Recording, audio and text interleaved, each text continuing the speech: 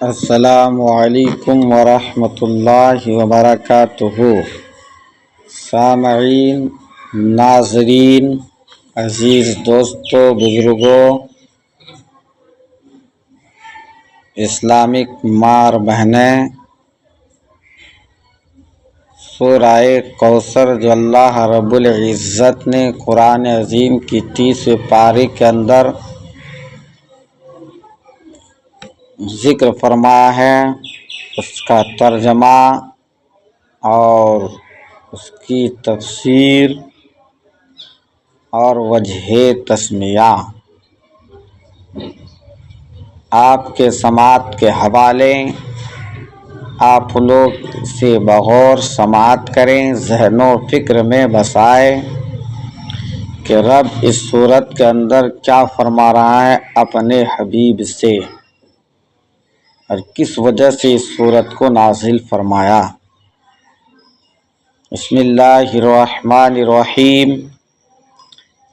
انا اعطیناک الکوثر، اے محبوب بے شک ہم نے تمہیں بے شمار خوبیاں عطا فرمائی۔ یہ اس کا ترجمہ ہے انا اعطیناک الکوثر کا۔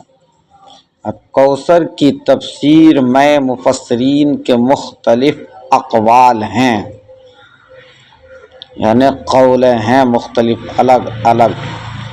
ان سب اقوال کا خلاصہ یہ ہے کہ اے محبوب بے شک ہم نے تمہیں بے شمار خوبیاں عطا فرمائی اور کثیر فضائل عنایت کر کے تمہیں تمام مخلوق پر افضل کیا۔ آپ کو حسن ظاہری بھی دیا، حسن باطنی بھی عطا کیا، نسب عالی بھی، نبوت بھی، کتاب بھی، حکمت بھی، علم بھی، شفاعت بھی، حوض کوثر بھی، مقام محمود بھی، امت کی کثرت بھی، دین کے دشمنوں پر غلبہ بھی، فتوحات کی کثرت بھی، اور بے شمار نعمتیں اور فضیلتیں عطا کی جس کی انتہا نہیں، جن کی انتہا نہیں۔ اب آیت انا اعطیناک الکوثر سے حاصل ہونے والی معلومات کیا ہے؟ تو اس سے کئی باتیں معلوم ہوتی ہے، مگر میں چند باتیں آپ کے سماعت کے حوالے کروں۔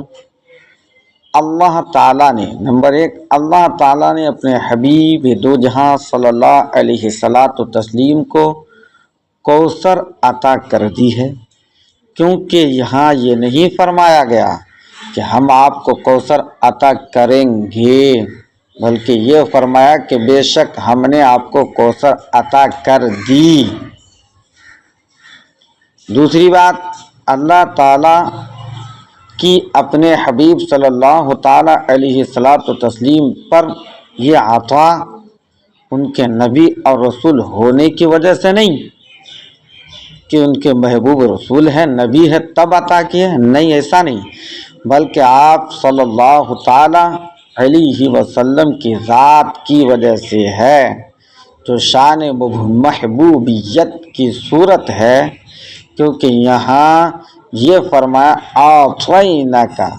ہم نے آپ کو عطا فرمائی، یہ نہیں فرمایا کہ اعطینا الرسول، اعطینا النبی، ایسا نہیں ہے۔ تیسری بات، تاجدار رسالت صلی اللہ علیہ وسلم پر یہ عطا کسی عبادت اور ریاضت کی وجہ سے نہیں ہے کہ سرکار نے عبادتیں کافی کر لی اس وجہ سے یہ عطا، عبادتیں کافی کر چکے اس وجہ سے یہ عطا، بلکہ اس پر یہ عطا اللہ تعالیٰ کے عظیم فضل اور احسان کی وجہ سے ہے، کیونکہ یہاں عطا کا ذکر پہلے ہوا اور عبادت کا ذکر بعد میں ہوا۔ چوتھی بات کہ اللہ تعالیٰ نے آپ کو کوثر کا مالک بنا دیا ہے، تو آپ جسے چاہیں جو چاہیں عطا کر سکتے ہیں بلا جھجک، اس میں کوئی روک نہیں۔ ایک بات اور عرض کر دوں، سید المرسلین صلی اللہ تعالیٰ علیہ وسلم کی مدحت خود رب تبارک و تعالیٰ فرماتا ہے۔ اعلیٰ حضرت امام احمد رضا صاحب فاضل بریلی علیہ رحمت و رضوان فرماتے ہیں انا اعطیناک الکوثر، ساری کثرت پاتے ہیں یہ ٹھنڈا ٹھنڈا میٹھا میٹھا، پیتے ہم ہیں پلاتے یہ ہیں۔ اور فرماتے ہیں اعلیٰ حضرت عظیم البرکت مجدد مایت سابقہ، اے رضا خود صاحب قرآن ہے مداح حضور، تجھ سے کب ممکن ہے پھر مدحت رسول اللہ کی؟ فَصَلِّ لِرَبِّكَ وَانْحَرْ۔ اب آگے دیکھیں، رب فرماتا اسی صورت کے اندر تو تم اپنے رب کے لیے نماز پڑھو، فَصَلِّ لِرَبِّكَ، تو تم اپنے رب کے لیے نماز پڑھو، وَانْحَرْ، اور قربانی کرو، یعنی اے محبوب صلی اللہ علیہ وسلم، اللہ تعالیٰ نے آپ کو دونوں جہاں کی بے شمار بھلائیاں عطا کی ہیں اور آپ کو وہ خاص رتبہ عطا کیا ہے جو آپ کے علاوہ کسی اور کو عطا نہیں کیا۔ تو آپ اپنے اس رب تبارک و تعالیٰ کے لیے نماز پڑھتے رہیں جس نے آپ صلی اللہ تعالیٰ علیہ وسلم کو کوثر عطا کر کے عزت و شرافت دی تاکہ بتوں کے پجاری ذلیل ہوں اور بتوں کے نام پر ذبح کرنے والوں کی مخالفت کرتے ہوئے اپنے رب عز و جل کے لیے اور اس کے نام پر قربانی کریں، خدا کے نام پر قربانی کریں۔ اس آیت کی تفسیر میں ایک قول یہ بھی ہے کہ نماز سے نماز عید مراد ہے۔ اِنَّ شَانِئَکَ هُوَ الْأَبْتَرُ، اب یہ لاسٹ والی آیت، بے شک جو تمہارا دشمن ہے وہی ہر خیر سے محروم ہے، بے شک جو تمہارا دشمن ہے وہی ابتر ہے۔ اب اس صورت کے شان نزول کو دیکھیں۔ شان نزول کیا کہ جب سید المرسلین صلی اللہ تعالیٰ علیہ وسلم کے فرزند حضرت قاسم رضی اللہ تعالیٰ عنہ کا وصال ہوا تو کفار نے آپ کو ابتر یعنی نسل ختم ہونے والا کہا اور یہ کہا کہ اب ان کی نسل نہیں رہی، ان کے بعد اب ان کا ذکر بھی نہ رہے گا۔ کس کا؟ نبی کائنات کے تعلق سے کہہ رہا تھا، اور یہ سب چرچا ختم ہو جائے گا۔ اس پر یہ سورہ کریمہ نازل ہوئی، یہ سورت نازل ہوئی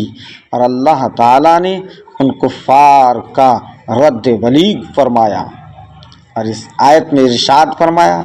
کہ اے حبیب صلی اللہ علیہ وسلم، بے شک تمہارا دشمن ہی ہر بھلائی سے محروم ہیں، نہ کہ آپ محروم نہیں ہیں بلکہ آپ کے جو دشمن ہیں وہ خود ہی تمام بھلائیوں سے محروم ہیں، کیونکہ آپ کا سلسلہ قیامت تک جاری رہے گا، آپ کے اولاد میں بھی کثرت ہوگی اور آپ کی پیروی کرنے والوں سے دنیا بھر جائے گی، اتنے آپ کے پیروکار ہوں گے کہ دنیا بھر جائے گی۔ آپ کا ذکر منبر پر بلند ہوگا، قیامت تک پیدا ہونے والے عالم اور وائل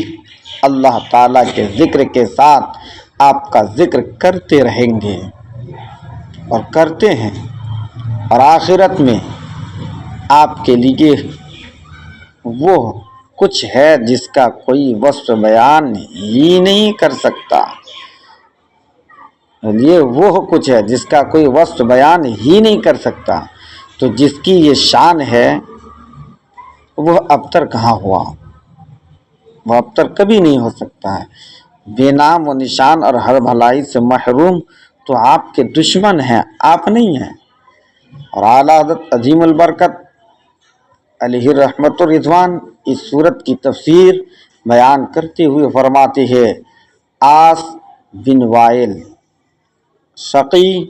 نے جو صاحبزادہ سید المرسلین صلی اللہ علیہ وسلم کے انتقال پر ملال پر نبی کائنات کو ابتر یعنی نسل بریدہ کہا، حق جل جلالہ نے فرمایا انا اعطیناک الکوثر، بے شک ہم نے تمہیں خیر کثیر عطا فرمائی۔ کہ اولاد سے نام چلنے کو تمہاری رفعت ذکر سے کیا نسبت ہے؟ تمہاری رفعت ذکر سے کیا نسبت ہے؟ کروڑوں صاحب اولاد گزرے جس کا نام تک کوئی نہیں جانتا، اور وہ صاحب اولاد تھے، اور تمہاری ثنا کا ڈنکا تو قیامت تک اکناف عالم و اطراف جہاں میں بجے گا۔ اتنی آپ کی شہرت ہوگی،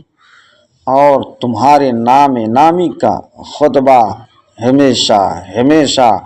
اتباع کے فلک آفاق کے زمین میں پڑھا جائے گا۔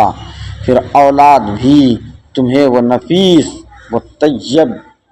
عطا ہوگی جن کی بقا سے بقائے عالم مربوط رہے گی۔ اس کے سوا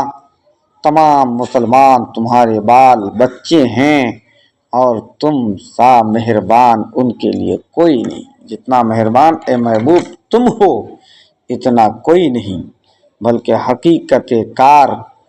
کو نظر کیجئے تو تمام عالم تمہاری اولاد معنوی ہے، کہ